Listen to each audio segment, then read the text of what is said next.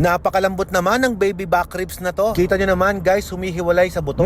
Salpakan ng sarap.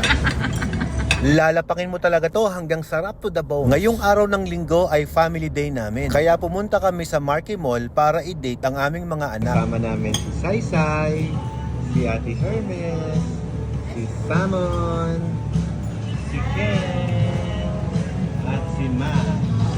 Siyempre, ang aking nag-iisang jowa. Family time ngayon guys. Spend your quality time with your family. Alam nga lang ngayon Sunday. Pero dito kami ngayon sa Friday.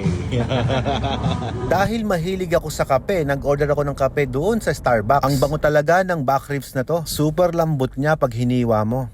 Ang ganda pa ng mga display nila dito. Para kang napunta ng Amerika. Kaya ako tumataba mula sa asawa hanggang sa anak. Napaka-sweet naman magpakain sa akin. Tapos sweet corn pa yung susubo sa'yo ni Ked.